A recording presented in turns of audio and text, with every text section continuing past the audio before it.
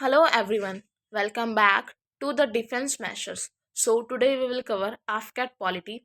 As we all know that 2 to 3 questions usually asked in every AFCAT exam. So first of all, Happy Republic Day to you all. So आज हम cover करने वाले हैं parts and schedule of the constitution, fundamental rights and duties, DPSP, president, prime minister and vice president, parliament, constitutional and non constitutional bodies. So जैसा कि हम सब जानते हैं कि जो हमारा कॉन्स्टिट्यूशन है, हमारा संविधान है, ये 26 नवंबर 1949 को आपका अडॉप्ट कर लिया गया था, बट लागू हुआ था आज के दिन ही 26 जनवरी 1950 में। तो पहले हमारे संविधान में ओरिजिनली 395 आर्टिकल्स थे, 22 पार्ट्स थे और 8 शेड्यूल थे, but in present time we have 448 articles, 25 parts and 12 schedules. So let's start the topic. Parts of the Indian Constitution. Part 1 deals with territory of India and formation of states. Part 2 deals with citizenship. Part 3 deals with fundamental right. Part 4A deals with directive principles of state policy. Part 5 deals with government at union level. Part 6 deals with government at state level. Part 7 deals with state, was replaced in 1956 by 7th Constitutional Amendment. Part 8 deals with union territories. Part 9 जिसको कि आपका 73rd constitutional amendment के द्वारा 1992 में add किया गया था, schedule 11, और इसमें पंचायती राज से रिलेटेड 29 सब्जेक्ट्स हैं. पार्ट 9A जो कि आपका 74th कॉन्स्टिट्यूशनल अमेंडमेंट के द्वारा ऐड किया गया था, शेड्यूल 12, और इसमें आपका म्यूनसिपैलिटी से रिलेटेड 18 सब्जेक्ट हैं. Part 9B deals with the cooperative societies. Part 10th deals with schedule and tribal areas. Part 11th deals with relation between union and state. Part 12th deals with distribution of revenue between union and state. Part 13th related to trade and commerce. Part 14th deals with UPSC and SPSC, State Public Service Commission. Part 14th A deals with tribunals. Part 15th deals with election. Part 16th deals with special provision for scheduled caste and tribes and Anglo-Indian representation. Part 16th related to official language. Part 18th deals with emergency province. Part 19th exemption of criminal proceeding for their official acts of president and governor. Part 20 deals with amendment of constitution. Part 21 article 369 gives temporary powers to the parliament to make laws for state lists. As we all know, there are three lists: state lists, union list and concurrent list. Part 22 concern the short title and the commencement of authoritative text in Hindi. Let's move to schedules. The Constitution of India at the time of adoption had only 8 schedules, to which 4 more were added. पहले 8 schedule थे और फिर 4 और add कर दिए गए, तो present time में हमारे पास टोटल 12 शेड्यूल्स हैं. फर्स्ट शेड्यूल आपका बताता है name of the state and duties and their territorial extent. Second schedule में बात की गई है salaries, emoluments of president, governor, जज and auditor general of India. Third schedule में बात की गई है forms of oath and affirmation of members of parliament. Fourth schedule आपका डील करता है allocation of seats in Rajya Sabha. Fifth schedule बताता है administration and control of scheduled areas and scheduled tribe. Sixth schedule में बात की गई है administration of tribal areas in Assam, Meghalaya, Tripura and Mizoram. Seventh schedule distribution of powers between union and state government. Eighth schedule is related to language recognized by constitution. Ninth schedule is related to validation of certain acts and regulation. 10th schedule deals with anti-detection law. 11th schedule deals with panchayat and 12th schedule deals with municipalities. Let's move to fundamental rights. It is part third of the Constitution. Article 12 to 35 deals with it.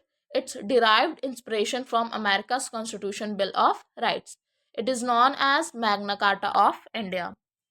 Right to equality.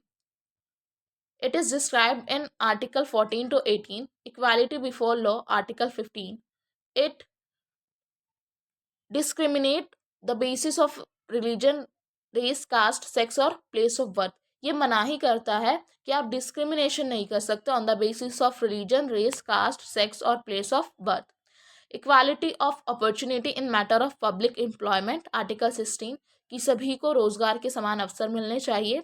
Abolition of untouchability, छुआछूत की समाप्ति, article 17 बताता है. And abolition of titles, article 18. Right to freedom. Protection of certain rights, freedom of speech and expression, assembly, association, movement, residence and profession. इन सब के बारे में बताता है आपका article 19.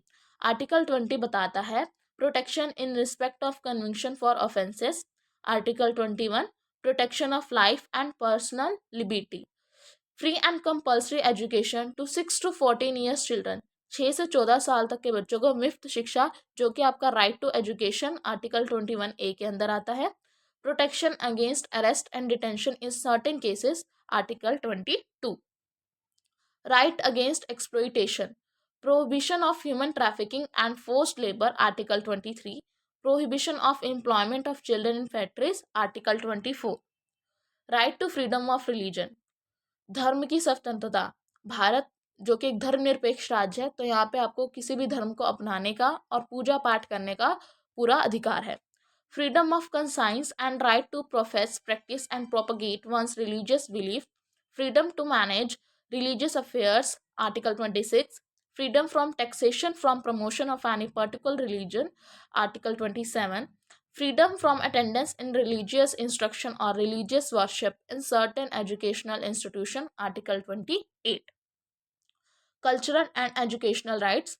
Protection of language, script and culture of minorities. ये बताता है आपका Article 29. And Article 30 is related to the rights of minorities to establish and administer education institutions. Right to constitutional remedies, जिसको heart and soul of the constitution भी कहा था भीमराव अंबेडकर जी ने. और ऊपर जो भी 5 अधिकार हमें दिए गए हैं, अगर उनमें से हमारे किसी भी अधिकार का हनन होता है तो हम डायरेक्ट सुप्रीम कोर्ट में अपील कर सकते हैं. Let's move to fundamental duties. Part 4A of the constitution में इसके बारे में बात की गई है. आर्टिकल 51A इससे रिलेटेड है. और आपकी जो फंडामेंटल ड्यूटीज़ हैं वो 42nd अमेंडमेंट 1976 के द्वारा ऐड की गई थी. और ये सिर्फ इंडियन सिटीजन्स के ऊपर लागू होता है, नॉन जस्टिसेबल है. इसका मतलब है कि आप सुप्रीम कोर्ट में इसके खिलाफ अपील नहीं कर सकते. इसको रिकमेंड किया था सरदार स्वर्ण सिंह कमेटी ने. डीपीएसपी जो कि आपका पार्ट 4 ऑफ द कॉन्स्टिट्यूशन में इसके बारे में बात की गई है. और आपका आर्टिकल 36 to 51 इसके बारे में बताता है. और ये आयरिश कॉन्स्टिट्यूशन से लिया गया है. Let's move to president. So हमारी करंट प्रेसिडेंट है द्रौपदी मुर्मू जी, जो कि फर्स्ट दलित वुमेन प्रेसिडेंट है इंडिया की. प्रेसिडेंट के बारे में बात की गई है पार्ट 5 में. और article 52 to 78 deals with union executive. The president is the head of the India state, first citizen of India, supreme commander of armed forces and nominal head. Powers and function of president. Executive powers होती हैं, legislative powers, financial powers हैं, emergency powers हैं and pardoning power है. Article 52 is related to the president of India.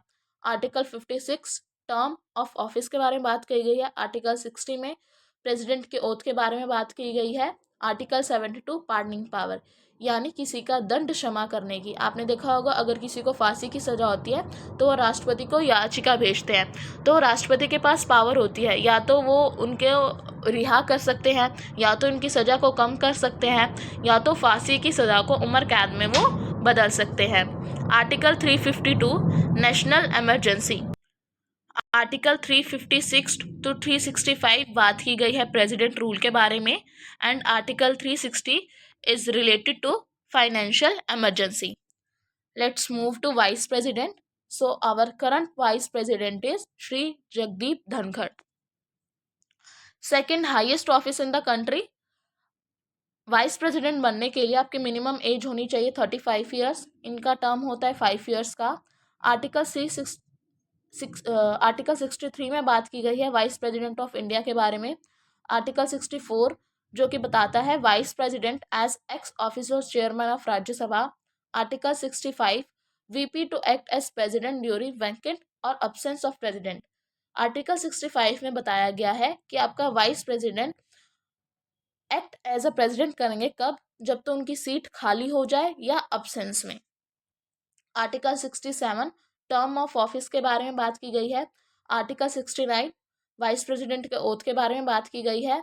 And article 71 matter related to election of vice president should be decided by Supreme Court of the India. Let's move to prime minister. So our current prime minister is Shri Narendra Modi. Real de facto head of the executive, Article 74, Council of Ministers to aid and advise President, Article 75, that PM is appointed by President, Article 78, duties of PM as respect the furnishing of information to the President। Article 74 में ये क्या गया है कि council of minister होगी और council of ministers का जो हेड होते हैं वो प्राइम मिनिस्टर होते हैं। आर्टिकल 75 में बताया गया है कि जो प्राइम मिनिस्टर हैं प्रेसिडेंट के द्वारा अपॉइंट किए जाते हैं। और आर्टिकल 78 में प्रधानमंत्री की ड्यूटी बताई गई है कि उनको सारी इंफॉर्मेशन प्रेसिडेंट को देना ज़रूरी है। Powers of prime minister, leader होते हैं लोकसभा के, ये रिकमेंड कर सकते हैं अदर मिनिस्टर को, किसी भी मिनिस्टर को डिसमिस कर सकते हैं, एडवाइस करते हैं प्रेसिडेंट को to summon and dissolve parliament, chief spokesman of union government. Let's move to parliament. Legislative organ of union government, also known as Westminster model of government. 3 parts हैं इसके। First is the president, second is the council of states, also known as Rajya Sabha, upper house, house of elders and second chamber. Third is the house of people, known as Lok Sabha, lower house and first chamber. अब हम पढ़ते हैं constitutional bodies की तरफ। Article 76 attorney general of India, article 165 advocate general of state, article 148 CAG, article 280 finance commission and article 315 to 323 UPSC and SPSC, Union Public Service Commission and State Public Service Commission। Article 324 Election Commission, Article 338 NCSC National Commission for Scheduled Caste, Article 338A NCST National Commission for Scheduled Tribe, Article 338B National Commission for Backward Caste, Article 350B Special Officer for linguistic minorities। Let's move to non-constitutional bodies। NITI Aayog जो कि आपका 2015 में बनाया गया था, full form भी आ सकती है इसकी, national institution for transforming India. National development council जिसको 1993 में इस्टेब्लिश किया गया था। State human right commission established in 1993। Central information commission established in 2005। State Information Commission established in 2005, Central Vigilance Commission established in 1964, Central Bureau of Investigation established in 1963, Lokpal and Lokayuts, and Interstate Council is related to Article 263. So, thank you so much for watching the video and all the best for your AFCAT exam, and you can do it.